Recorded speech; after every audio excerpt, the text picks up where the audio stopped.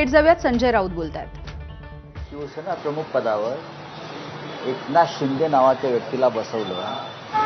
आता मोदी एकनाथ शिंदेकडून ऊर्जा, प्रेरणा, मार्गदर्शन घेतात का, असा लोकांच्या मनात एक प्रश्न.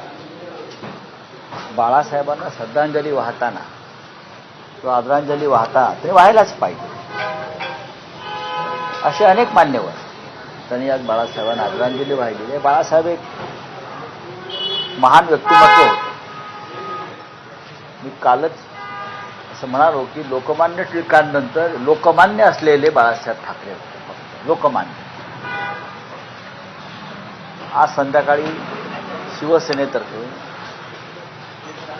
शिवसेना प्रमुखांच्या वाढदिवसाचा म्हणजे जन्मशताब्दी वर्षाचा एक सोहळा षण्मुखानंद हॉलला होता.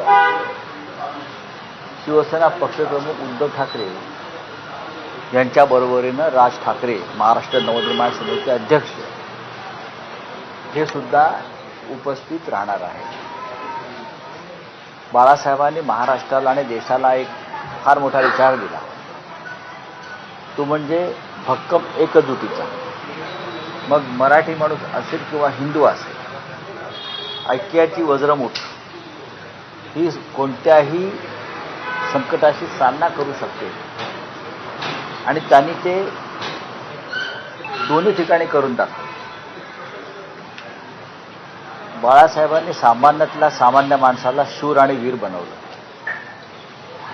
त्याला त्यांचं न्याय, हक्क आणि कर्तव्य यांची जाणीव करून दिली.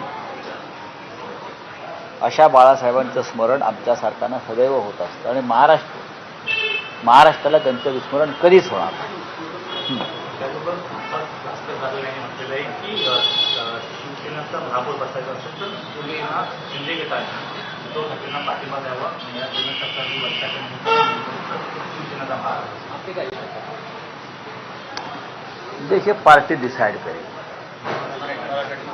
पक्ष जो आहे भारतीय जनता पक्ष कोणत्याही परिस्थितीमध्ये महापौरपद सोडणार नाही. ते शिवसेना प्रमुखांचे फोटो वगैरे राजकीय स्वार्थासाठी वापरतात. तसं नसतं तर त्यांनी बाळासाहेब ठाकरेंची शिवसेना फोडली नसती. ज्या बाळासाहेब ठाकरेंनी भारतीय जनता पक्षाचं अस्तित्व महाराष्ट्रात निर्माण करून दिलं, ज्या बाळासाहेब ठाकरेंनी भारतीय जनता पक्षाचं अस्तित्व, त्यांचं अस्तित्वच नव्हतं काय, ते अस्तित्व बाळासाहेबांनी निर्माण करून दिलं आणि त्यात बाळासाहेबांचा पक्ष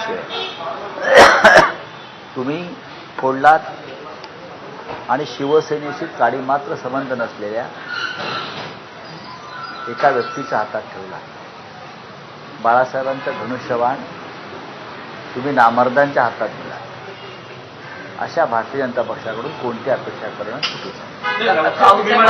पक्ष निर्णय घेईल शिंदेचा पाठिंबा घ्यायचा की नाही, काय करायचं यापुढे. येस, शिंदेचा पाठिंबा घेणार नाही. ते हवं की पक्ष विचार करेल. एवढे शिवसेनेवरती वाईट दिवस आलेले नाही. सत्ता मिळाली नाही म्हणून आमचा जीव तडफडत नाही, आम्ही कळवळत नाही, बरं का. भारतीय जनता पक्षाला जी सत्तेची राक्षसी हाव सुटलेली आहे ती तुम्हाला दिसते. ज्या पद्धतीने त्यांनी निवडणुका लढवल्या, जिंकल्या पैशाचा वापर करून, हा काय बाळासाहेबांचा विचार नव्हता. बाळासाहेब असं म्हणायचे, अगदी स्पष्ट बोलायचं तर, अशा प्रकारचं राजकारण जेव्हा त्यांना घृणा यायला लागली, यांच्यापेक्षा वेशा परवडल्या म्हणायचे.